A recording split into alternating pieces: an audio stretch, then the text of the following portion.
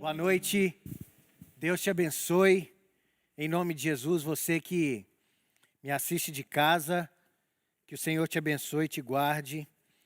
Nós, através do chat, estamos acompanhando os pedidos de oração e estamos aqui intercedendo juntos com você, pela sua vida, agradecendo a Deus pela cura aí da família da Flávia, orando com a nossa irmã Yara, com a família de Kátia Parrella, com cada um de vocês que participam conosco domingo a domingo, Norminha e todo mundo que está aqui com a gente. Espalhe as boas novas, envie o link do culto, chama a gente, se inscreva no canal.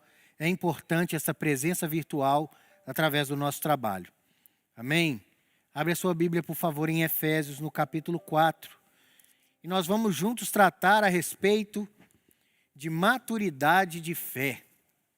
Afinal de contas, amadurecer na fé é um passo que a gente precisa, eu e você, para caminharmos no Senhor. Paulo começa dizendo no capítulo 4 assim: rogo-vos, pois eu, prisioneiro no Senhor, que andeis de modo digno da vocação a que fosse chamados. Eu quero que você salte agora lá para o verso 11. Vamos lá? Verso 11 diz assim: e ele mesmo concedeu uns para apóstolos, outros para profetas, outros para evangelistas e outros para pastores e mestres, com vistas ao aperfeiçoamento dos santos, para, com o desempenho do seu serviço, para a edificação do corpo de Cristo, até que todos cheguemos à unidade da fé e do pleno conhecimento do Filho de Deus, à perfeita varonilidade, à medida da estatura da plenitude de Cristo, para que não mais sejamos como meninos, agitados de um lado para o outro e levados ao redor por todo o vento de doutrina, pela artimanha dos homens, pela astúcia dos que induzem ao erro, mas seguindo a verdade em amor, cresçamos em tudo naquele que é a cabeça, Cristo, de quem todo o corpo bem ajustado e consolidado,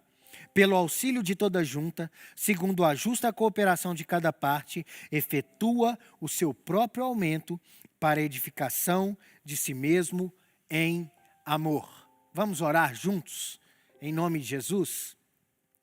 Pai amado, obrigado pela Tua palavra, que nos orienta à fé, nos amadurece, nos faz crescer e nos ensina a viver Teu Evangelho. Pai, alcança cada um que está em casa e em nome de Jesus que cada um sinta a presença do Teu Espírito e que o Senhor nos guie, ó Deus, através da graça, do poder de Jesus. Amém? Que o Senhor te abençoe, a você de casa, e acompanhe comigo. Amadurecer na fé. Afinal de contas, esse é o propósito e o passo que nós devemos ter ao longo da nossa jornada e caminhada cristã. A caminhada da fé, ela vem em paralelo à nossa vida. Você vai vivendo e a fé andando junto com você, você que entregou sua vida a Cristo. E assim vem, de passo em passo, de jornada a jornada, de fato em fato, acontecendo o seu amadurecimento. A grande questão é que amadurecer na fé, ela não está atrelada ao nosso envelhecimento como obrigatoriedade de envelhecer é amadurecer. Pode acontecer de envelhecermos e não amadurecermos. E quando a gente vê os jovens e vê a força, a pujança, a juventude em todo o seu vigor, e nós que já estamos mais velhos, a gente olha e fala: eu gostaria de ser jovem, mas com a minha cabeça de hoje, porque eu amadureci. E diz um filósofo então que o problema da juventude é que ela foi dada para os jovens. E o problema da maturidade é ter sido dada aos velhos. Só que nem sempre maturidade acompanha a idade. E o Senhor nos chama a amadurecer. E Paulo está falando à igreja de Éfeso. E aqui, Paulo na sua prisão após o capítulo 28 de Atos, nós vemos Paulo escrevendo à igreja de Éfeso. Timóteo é esse pastor que está recebendo essa carta, que talvez era lida entre essa igreja e outras igrejas, mas o certo é que Paulo escreve diretamente à igreja de Éfeso para que eles amadurecessem. Éfeso, uma cidade cosmopolita, detentora de um dos maiores anfiteatros da época, uma cidade de muitas culturas e de muitas doutrinas, doutrinas religiosas e doutrinas políticas, de muita cultura, de efervescência de arte, não muito distante da nossa Belo Horizonte, não muito distante talvez da sua cidade, se você se encontra em alguma capital. E Paulo escreve à igreja de Éfeso para que esse povo entendesse o que era esta notícia, porque no livro de Efésios, Paulo escreve desenvolvendo 3 capítulos de doutrina para que esse povo então conhecesse esta pessoa que é Cristo Salvador. E os efesianos então deveriam receber e entender. E depois, nesses 6 capítulos, do capítulo 4, 5 e 6, ele ensina esse povo a viver essa doutrina. Porque o evangelho, como diria João Calvino, é doutrina de vida. Não é simplesmente palavra, não é simplesmente um texto. Se nós estamos vivendo simplesmente um escrito e um texto, e isso não reflete na nossa vida, é sinal que nós não amadurecemos. E Paulo então, como nós lemos juntos, começa dizendo que ele é prisioneiro. Olhe a maturidade de fé deste homem, que começa dizendo, eu prisioneiro. Se imaginou prisioneiro por causa do evangelho? Se imagine então você sofrendo agruras por causa da proteção, do evangelismo, do trabalho em torno do nome de Jesus. Hoje nós sofremos muitas coisas, muitos embates psicológicos, sofremos preconceitos, sofremos a chocarrice de um mundo ímpio, só que Paulo está aqui dizendo, rogo-vos, pois eu, prisioneiro. Paulo tinha sido enviado a Roma por causa do nome de Jesus e por Jesus. Jesus, então, é esse culpado primeiro pelo envio de Paulo a Roma, e Paulo agora se encontra em prisão.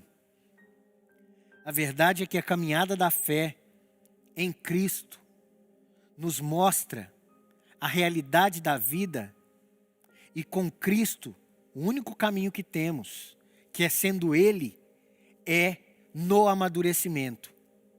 Amadurecer na fé.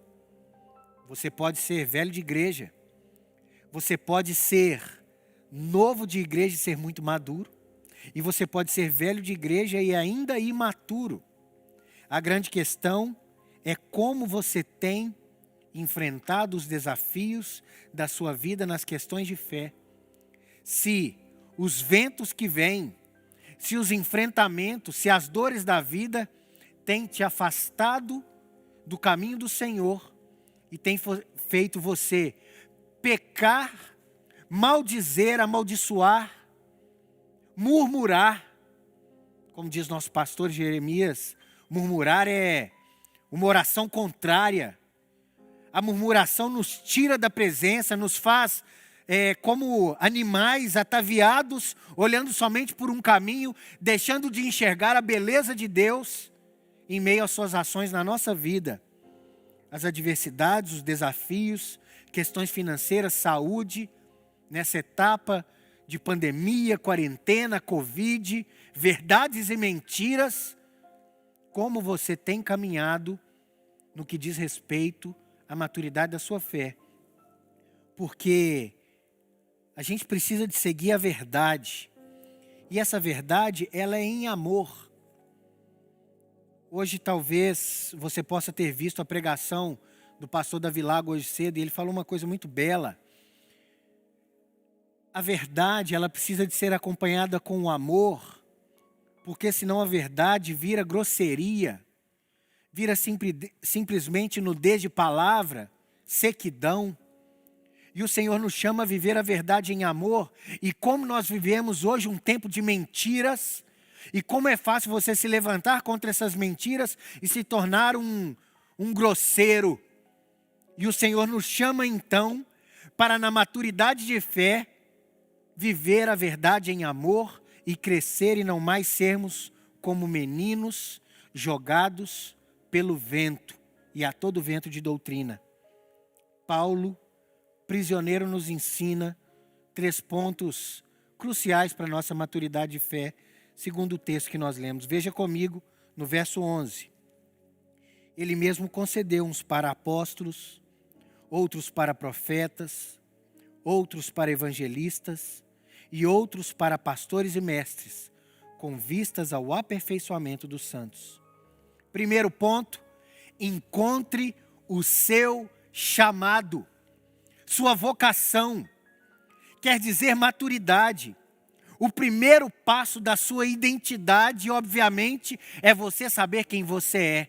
E todos nós temos um papel fundamental e proscrito no corpo de Cristo. Você, meu irmão e minha irmã, precisa saber o que você faz no corpo de Cristo. Costumo dizer que a minha vocação é fazer o que deve ser feito. Sob ordens, eu faço qualquer coisa. É para lavar o chão? Só não vai ser para cantar, como você viu o povo aqui. Agora o resto é fazer o que é para ser feito.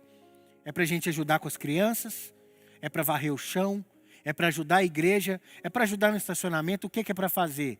É isso que eu quero fazer. Mas dentro disso tudo, Deus nos dota de características especiais e específicas para que uns como ministros do evangelho, outros como pastores e mestres, outros como evangelistas, outros como pregador do evangelho, são então chamados para a edificação da igreja.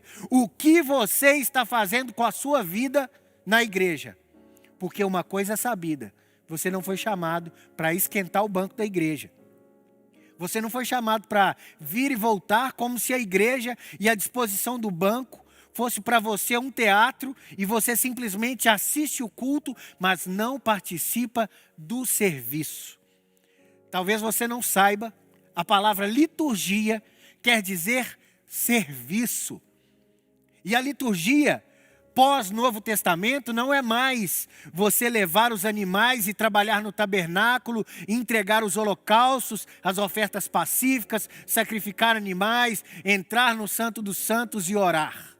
Agora todos nós, sacerdotes, temos o nosso serviço, a nossa liturgia. Você é um chamado liturgo.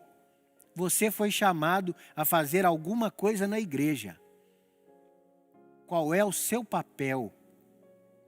Quando uma criança cresce, uma das primeiras indagações que ela faz à vida é: o que eu vou ser quando eu crescer? E a gente repete essa pergunta: o que você vai ser quando crescer? E os sonhos de uma criança sempre são grandes. São de ser astronauta, bailarina, corredor de Fórmula 1, jogador de futebol. E a criança pensa grande porque ela pensa no máximo que ela pode ser, segundo os exemplos que ela tem daquilo que é sucesso, daquilo que é bom. O Senhor nos chama para sonharmos com essas vocações. O apóstolo aqui, segundo muitos da nossa doutrina reformada, são os 12, ou melhor, os 14. Matias, teve Judas, mas teve Matias e o apóstolo Paulo. Mas note que ele começa dizendo: eu, prisioneiro. Ele é apóstolo, ele também foi pastor e mestre, ele também foi evangelista, ele também foi profeta, mas ele se identifica como prisioneiro, e prisioneiro por causa de Cristo. Seja o que for, nós somos servos do Senhor. Meu irmão e minha irmã, se encontre no reino para o amadurecimento, para o crescimento, pois todos têm o seu chamado no corpo de Cristo. Vocação, chamado, amadurecer é saber a sua identidade no corpo de Cristo. Outro ponto, olha comigo aí no verso 13, nessa segunda parte do verso 13, diz assim: a perfeita varonilidade, à medida da estatura da plenitude de Cristo, para que não mais sejamos como meninos, agitados de um lado para o outro e levados ao redor por todo o vento de doutrina pela artimanha dos homens. Amadureça sua fé. E como que a gente amadurece a nossa fé? Conhecendo a Cristo, o pleno conhecimento do Filho de Deus. Você precisa de saber por que Jesus veio. Você precisa de saber quem é Jesus. Você precisa de saber o que Jesus fez por você. Você precisa saber quem é Jesus na igreja. Ele é o cabeça, ele é o dono. É ele que guia, é por isso que a igreja não parou. É por isso que a igreja avança. É por isso que nós continuamos. E é por isso que se o diabo achou que na pandemia a gente ia parar, nós fomos além e avançamos. Milagre. Jesus é o dono da igreja. Nós somos súditos. Jesus é o rei, o Senhor, a aurora da manhã, a estrela.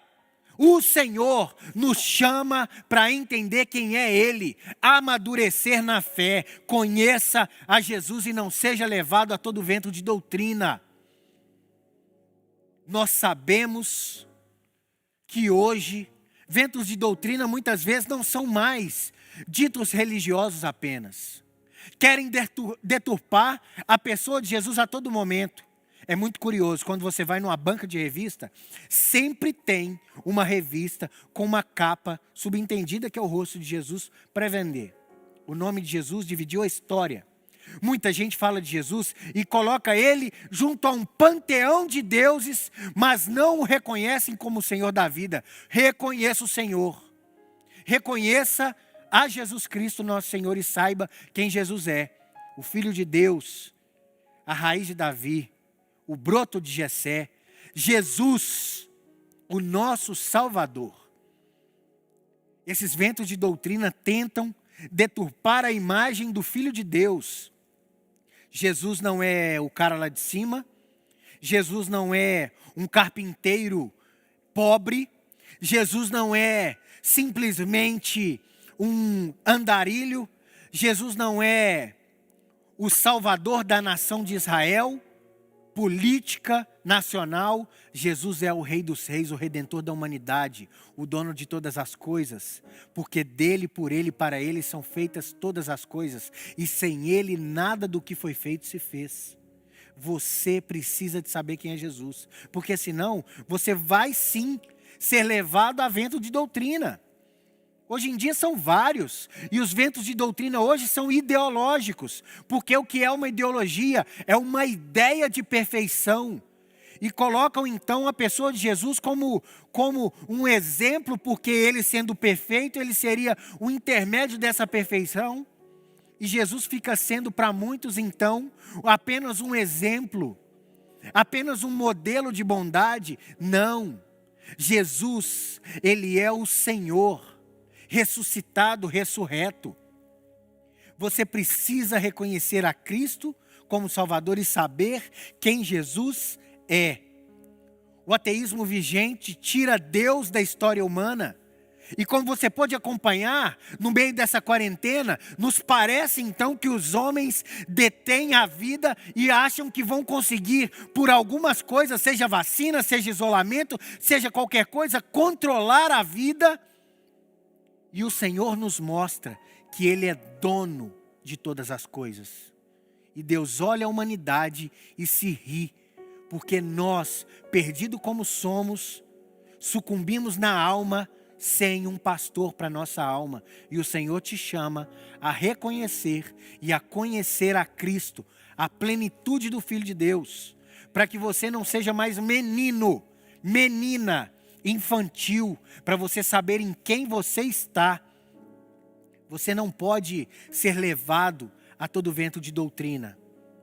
Hoje em dia está bem na moda, tem gente vendo horóscopo, mapa astral, crente, filtro dos sonhos, E tudo isso acontecendo na nossa cara, e quando você fala, e gente ainda com seus patuás, com as suas mandingas, com seus evangelicalismos pueris, e o Senhor nos chama a conhecer o Salvador e a confiar única e exclusivamente nele, para nós não sermos levados ao redor por todo o vento de doutrina, pela artimanha dos homens, porque os homens estão tramando contra a igreja, mas nós somos vitoriosos em Cristo Jesus.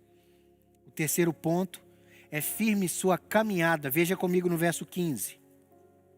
Mas, seguindo a verdade em amor, cresçamos em tudo naquele que é a cabeça, Cristo, de quem todo o corpo, bem ajustado e consolidado, pelo auxílio de toda a junta, segundo a justa cooperação de cada parte, efetua o seu próprio aumento para a edificação de si mesmo em amor. Não nos enganemos com os novos tempos. Estamos vivendo num tempo onde achamos que as questões virtuais podem até mesmo substituir o real. Juntas e ligamentos, consolidados. O Senhor nos chama a sermos igreja, unidos. Quando você se reúne virtualmente, você está vendo o ideal de alguém. Você não está vendo a pessoa em si. Você imagina quem ela é. Ela se apresenta muitas vezes com o melhor dela para você. E você não está a conhecendo a fundo. Não é uma comunhão consolidada, profunda. E o Senhor está nos chamando a firmarmos a nossa caminhada. E essa caminhada é com Ele no corpo de Cristo. Qual é a sua igreja? O que você tem feito para caminhar com a sua igreja? Ainda nesse período virtual mesmo. Você tem participado dos eventos, você tem caminhado com o seu povo, mesmo que virtualmente, para esperar e desejar a presença física. Porque nós não podemos substituir a presença física, isso não há como. Observa o que diz o texto, de quem todo o corpo, bem ajustado e consolidado pelo auxílio de toda a junta, segundo a justa cooperação de cada parte, efetua o seu próprio aumento para edificação.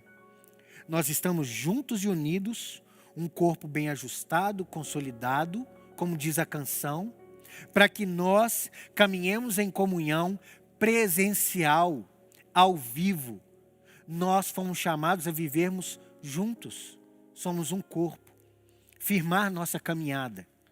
A igreja não é um grupo de amigos, a igreja não é um meio social, para os de fora pode até ser, para quem não entende o mistério da igreja pode até ser, mas o Senhor nos chama a viver com um povo, para eu falar como Ruth disse, olha, o seu povo é o meu povo, o teu Deus é o meu Deus, Noemi. Nós devemos ter a alegria de nos achegarmos à igreja e abraçarmos sim, porque cotoveladas bastam. Abraçarmos sim uns aos outros, não ter medo, não desconjurar, não olhar para o outro com olhar de desconfiança, mas sabermos que a igreja é o corpo de Cristo e nós fomos chamados a estarmos juntos, juntos com ósculos santos, juntos com o amor fraternal, numa caminhada santa. O Senhor nos chama a vivermos unidos como irmãos. A nossa caminhada é firme. Firme sua caminhada, meu irmão e minha irmã. Tempos virtuais trazem um grande cardápio de igrejas e pastores. Você pode estar me ouvindo aqui e ficar enjoado da minha cara, que também não é a melhor, e ir para outro canal. Você pode estar me olhando aqui e não concordar com o que eu te digo e achar que eu não estou sendo bíblico e caçar outro canal. Só que o que eu te digo é o evangelho, e o que eu estou te falando é que você precisa de uma igreja local, física, e um povo para chamar de seu. Você que é da 8ª igreja, nós te esperamos aqui presencialmente. Você que é da 8ª igreja, de Matozinhos, Santa Luzia, Nova Lima, Betim, nós esperamos você. Você, povo de Deus, pastoreado por Cristo Jesus, direcionado pelo conselho dessa igreja, nosso pastor Jeremias, nós chamamos a você a lutar pela fé, a saber da sua vocação, a conhecer a Cristo e saber que o Senhor te chama a amadurecer a fé. Nós chamamos você a firmar a sua caminhada no Senhor. Como eu disse, é fácil hoje, com os muitos cardápios, no mundo virtual, nós termos um tempo diminuto de permanência aqui numa pregação e você logo então mudar no conforto da sua casa.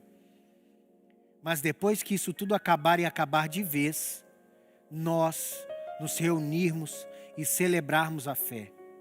Mesmo que os homens falem o contrário, mesmo que as mentiras se levantem, mesmo que pessoas tentam com artimanhas contra a igreja, nós permaneceremos na fé.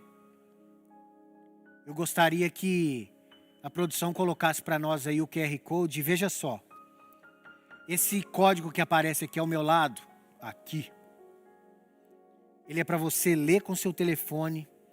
E se você não fez ainda o seu discipulado, você se torne membro da igreja, se batize, busque amadurecer na fé e a caminhar com Cristo, pois não há outro caminho de vida.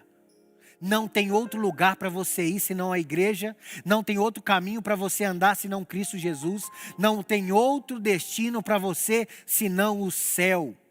O Senhor te chama. E nós então, nesse processo dos mais amadurecidos, ajudando os que chegam, caminhando juntos na consolidação do corpo. Você foi chamado a viver o Evangelho, a caminhar com o Senhor e amadurecer na fé. Caminhe com Jesus. Se entregue a Cristo.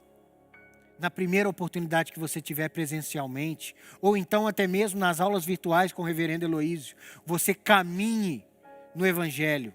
Amadureça na fé, participe do evento do Aviva, do relógio de oração. Participe das reuniões de oração. Participe conosco presencialmente e nós vamos juntos caminhando no Senhor. Amém? Eu quero orar com você para a gente encerrar esse momento com esperança de que você tenha encontrado o seu povo, tenha amadurecido a sua fé e encontrado a sua vocação. Amém? Vamos orar?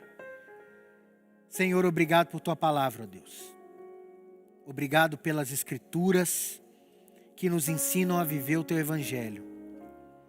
Pai amado, em nome de Jesus, faz-nos encontrar nossa vocação, a servir ao Senhor, a amar o Senhor, a entender, a conhecer e a aprofundar na intimidade com o Senhor. Pai, em nome de Jesus, nos amadurece na fé e nos consolida na caminhada. Abençoa a nossa jornada na igreja. Obrigado pelo teu povo. Em nome de Jesus, obrigado pela tua casa. Obrigado pela igreja. Em nome de Jesus. Amém.